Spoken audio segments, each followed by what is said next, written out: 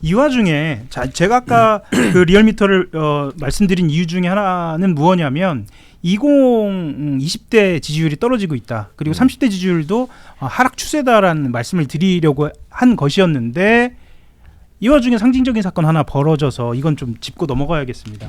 그러니까 흔히 이야기하는 펫버스, 그러니까 버려진 버스를 청년주택으로 활용하자, 이런 더불어민주당 황희 의원이 이런 제안을 했다가 아주 문매를 맞는다는 표현이 맞을 정도로 굉장히 커뮤니티가 시끄럽습니다. 예, 뭐 2030 세대 현실 이거 공감 전혀 못하는 민주당 현주소다라고 보는 분들도 있고요.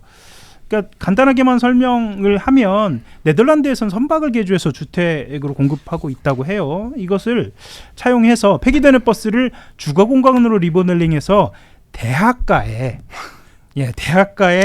청년들에게 제공하는 프로그램을 제안한다, 이렇게 얘기해서 5천만 원씩 1만 세대면 뭐 5천억 수준에 불과하다. 사실은 이 황희 의원이 도시공학 박사고요. 그리고 문재인 정부에서 문화체육관광부 장관도 했을 만큼 어떻게 보면 2030 세대나 이 주거 문제에 있어서 공감을 충분히 할 만한 정치인으로 보이는데 이거 좀 어떻게 보시는지 궁금합니다. 이거 짚고 넘어갈까요? 왜 거기 가서 살라? 누가 거기 가서 살아? 왜 거기를 가라는 거야? 버스를 던지는 마음으로. 근데 생각해 보세요. 우리가 이제 청년이 뭐 2030이라고 크게 묶입니다만은 2030으로만 묶어도 20년의 세대예요. 예. 예? 다 각자 달라, 입장이. 청년 안에서도 다 계층이 나뉘고 비정규직도 있고 정규직도 있고 막 부동산 소유한 청년도 있고 아닌 청년도 있고 뭐 많이 달라요. 근데 핵심적인 관통 하나로 꿰을 수 있다면 상대적 박탈감이 커요. 상대적 박탈감. 이게 절대적 박탈감이 아닙니다. 상대적 박탈감은 가령 예를 들면 이거예요. 우리 부모 세대 물론 고생하신 건 맞지만은 우리는 경쟁이 더 극화로 심해져가지고, 이 경쟁이 더 극도로 심해져가지고 부모 세대가 상대적으로 풍족을 이뤄낸 만큼 이 자원이 교육으로 쏟아지잖아요. 교육에 돈이 많이 들어가잖아요. 그러면 다 같이 교육의 기회가 넓어져서 좋을 것 같지만 경쟁이 더 치열해진다고요. 치열해지죠. 그러면 경쟁을 한 끝에 그 경쟁 노력만큼 과실을 따야 공정인데, 노력한 만큼 얻어야 되는데, 행복해야 되는데 노력은 미친 듯이 많이 했지만 얻는 게 별로 없더라. 우리 부모 세대 고생하신 건 맞지만 나는 부모 세대 이상으로 굉장히 치열한 경쟁 속에서 잘 견뎠는데 부모 세대는 아파트를 상대적으로 쉽게 취득해서 자연스럽게 상승해가지고 부의 어떤 축적을 잘 이뤄내는 구조였다면 나는 그 초입에도 못 들어가는 것 같다. 내가 어떻게 아파트를 사겠냐, 이렇게 올라버린 아파트를. 2030 전반적으로 그런 상대적 박탈감이 굉장히 커요. 근데 그 부모 세대가, 그 부모 세대인 황희 의원이 버스에서 한번 살아볼래? 이러니까 얼마나 화가 나냐고요. 그러니까 황희 의원께서 해외 사례를 보고 아이디어 얻을 수도 있는데 정치인이라면 이런 얘기를 했을 때 받아들이는 청년 입장에서 어떻게 받아들일지, 이들이 갖고 있는 상실감이나 박탈감의 요체가 진짜 집이 없어서 느끼는 절대적 박탈감인지 아니면 상대적으로 비교가 되니까 느끼는 박탈감인지, 이런 걸 조금이라도 이해를 한다면 이런 말씀 하시면 안 되는 거죠. 이거는 본인에게도 마이너스지만 민주당에게도 마이너스예요. 얼마나 이 청년들의 비호감에 대해서 가속화시키냐고. 제가 충격적인 얘기, 충남에서 아까 갔다 그랬잖아요. 충남의 모 고등학교에 지방선거 때요, 아침에 오세훈 후보가 역전했잖아요. 서울시장 선거에서. 그 애들이, 고등학생들이 등교를 했을 거 아니에요. 아침 한 8시쯤 지나가지고 유력이 떴을 때 반에서 월드컵 때 골 넣은 것처럼 환호를 했대요. 오세훈 역전했다고. 아니 그 정도라니까요 지금. 그건 좀 충격적이죠. 지금 그 충청도라니까. 이게 옳고 그르고를 떠나서 이거 고등학교에서 민주당이 지금 큰일 났어요. 젊은 세대들한테 이렇게 호응을 못 받는 이유가 뭔지를 직시해야 됩니다. 알겠습니다. 그 사실 저희가 매번 제가 이제 진행하는 과정에서 다루지 못한 주제가 있어서 오늘은 의도적으로 시간을 좀 남겼습니다. 뭐냐면 국민의힘 얘기를 꼭 한번 하고 넘어가야 할 것 같아서 그렇습니다. 시간을 딱 배분을 했습니다. 지금 칼 같은 진행. 장동혁 대표 같은 경우에는 이 말씀부터 드리죠. 자, 올림픽공원 시위부터, 그러니까 지방선거 직후입니다. 아직 있었어. 올림픽공원 시위로 본인의 지도부 사퇴를 버텼습니다. 그리고 멱살잡이도 사건이 있었고, 또 형소법 통과 과정에서 돌려차기 발언, 그리고 이번에 방금 말씀하신 펫버스까지. 이게 장동혁 대표가 본인이 사라질만 하면 메시지를 낼 수 있는 계기가 계속 있거든요. 그렇죠. 이번에 그 장동혁 대표가 청년 홀대론을 띄우고 있습니다. 그 과정에서 우리가 여태까지 말한 청년이 그 청년이 아닌데.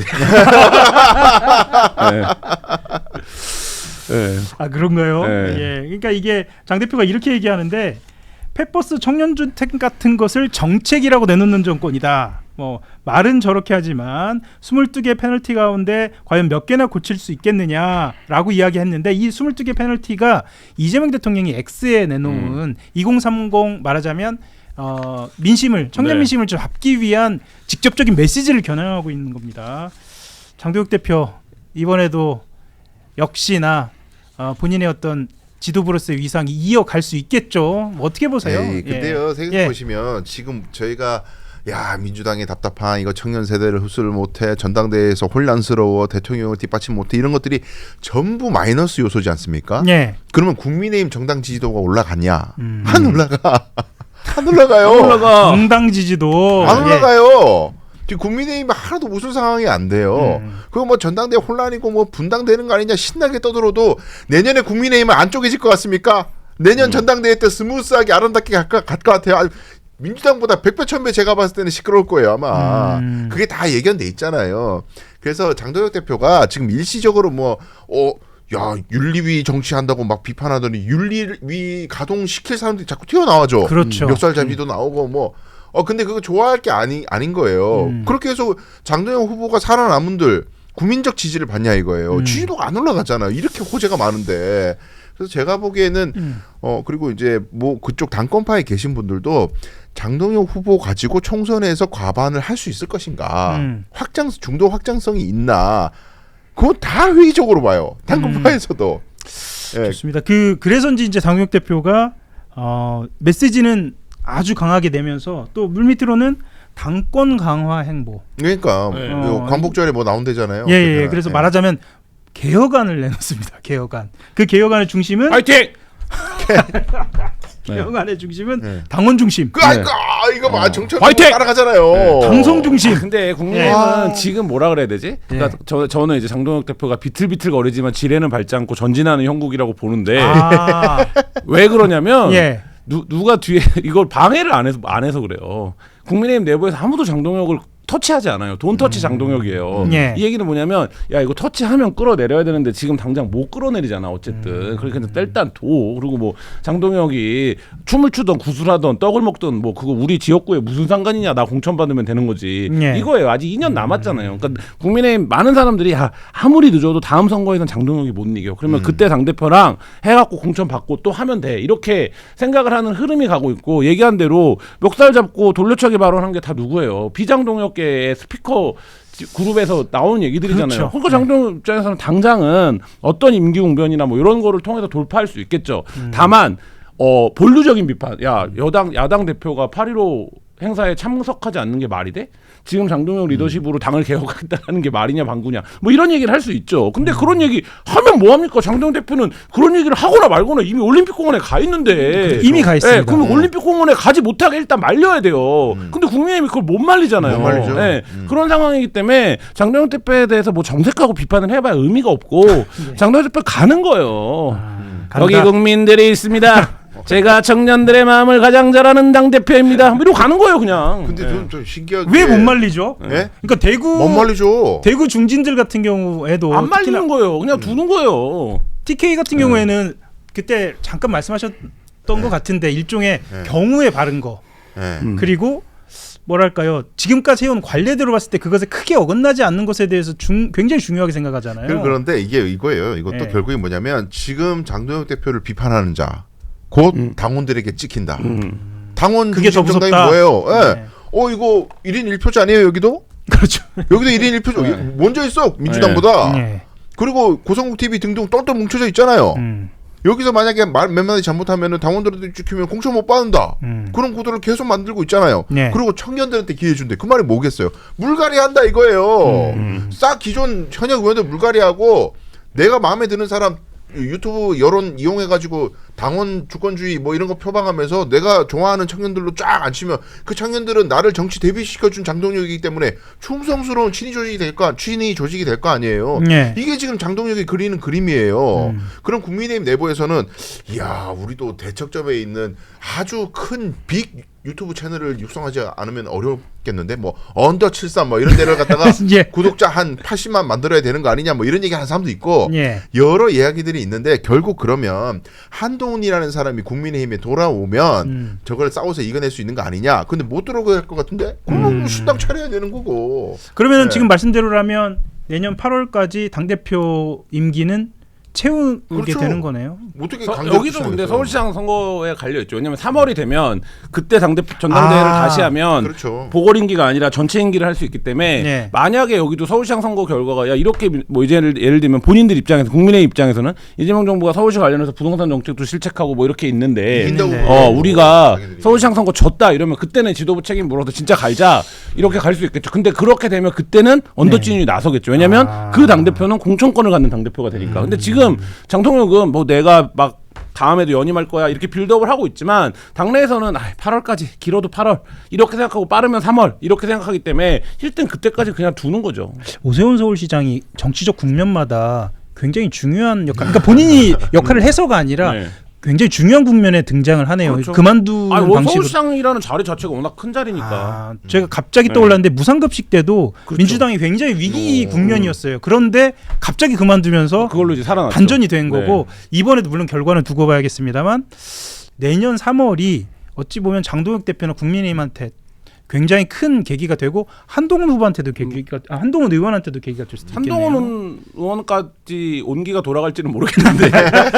근데 지금 그리고 너무 야박하신 거 아닌가요? 선거로 따지면 오세훈 시장 자리가 있고 예. 그 윤석열 확정 판결이 나요. 네, 그렇죠. 400억, 아. 429억인가 확정 판결이 나요. 이르면 12월이죠. 네, 예. 이거에 대한 책임도 이제 발생할 거라고요. 이거 네. 어쨌든 대법원 판결까지 나버리면 그 다음에 이행을 해야 되니까 이거 이행 강제금 붙을 거거든요. 예. 그러면 이제 이걸 어떻게 할 거냐가 이제 그때가 시끄러워질 때겠죠. 그게 만약에 서울시장 재보선이 열린다면 공천기간이랑 겹치니까 뭐 그게 이제 문제가 될 것 같은데 근데 이제 그것도 생각해 보면 지금 봐요. 안철수 어디 붙었습니까? 올림픽 공원파예요 이제. 공원파죠. 예. 나경원 어디 붙어 있습니까? 당권파예요 거의. 아. 그러면 여기가 서울시장 나가고 싶어하는 사람들 후보군일 텐데 여기들도 그때까지는 장동혁이 공천권을 행사하나보다 이렇게 지금 생각하고 움직이는 거 아니에요? 그러면 쉽지 않을 수 있다. 신동국 후보, 예. 배현진 후보, 뭐 이런 식으로 뭐 나경원 후보, 뭐 이런 사람들이 안철수까지 한 예. 4분 정도, 뭐 그렇게 해가지고 엎치락뒤치락 아마 내년 그 보궐선거 몸풀 거야 아마. 예. 몸풀 건데 그 한동훈 걔가 그때까지도 그냥 이런 식으로 관망하면서 뭐 어떻게든 장동혁은 정리될 거야 그렇게 안 할 거라고 봐요. 예. 그때 되면 지금보다 훨씬 더 싸움 붙일 거라고 봅니다. 예, 네. 알겠습니다. 오늘 벌써 3,000분 넘게 들어와 주셨었는데 좋아요를 한 번씩 더 눌러주시면 더 많은 분들이 리플레이해서 같이 하실 수 있을 것 같고요. 추가로 마지막으로 하나만 질문을 드리고 싶습니다. 강수영 변호사님. 네. 뭐냐면요. 오늘 아침까지 기자들이 풀지 못한 숙제가 하나 있어요. 뭐요?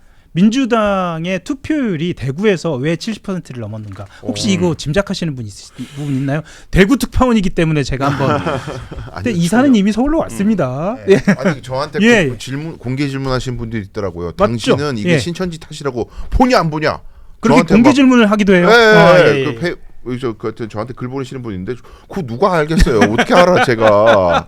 그건 제가 알 수 없는 거고요. 예, 분위기라도 좀. 네, 근데 예. 그건 있습니다. 예. 그 대구에는 예전에 그 지방 저 이재명 대통령하고 이낙연 후보하고 막 이렇게 엎치락엎치락 할 때 이낙연계가 더 많았어요. 이낙연계가 더 많았습니다. 그때를 볼 때는 네, 그때 예, 당시에도 예, 그랬던 분들이 많이 남아있고 그리고 대구는 신규 멤버가 잘 없어요. 민주당원이 예. 굉장히 오래된 분들이 많아요. 뭐 예. 어디는 다 그렇겠습니다. 더 그래요. 예. 그러니까 이제 아마도 뭐 소위 말하는 정통 지지층 내지는 뭐 코어라고 평해질 수 있는 분들이 더 많고 많다. 조직도 그래서 막 그런 영향이 있을 것이다. 그래서 투표율이 근데 영향이 투표율이 있어요. 왜 높은지는 그러니까 아, 그건 결과는 풀지는 그렇게 못하고 설명할 수 있습니다. 있는데 예, 예. 투표율이 왜 유독 높은지는 저도 잘 모르겠어요. 그건. 예, 네. 알겠습니다. 시간은 다 되었는데 혹시 오늘 괜찮습니다. 예. 그러면 오늘 준비한 순서는 여기까지입니다. 어떻게 들으셨는지 궁금한데요. 말씀드렸던 것처럼 나가시기 전에 구독 좋아요 눌러주시면 더 많은 분들 함께 하실 수 있겠습니다. 오늘 수고하셨습니다. 함께 인사드리면서 마치겠습니다. 감사합니다. 네, 감사합니다.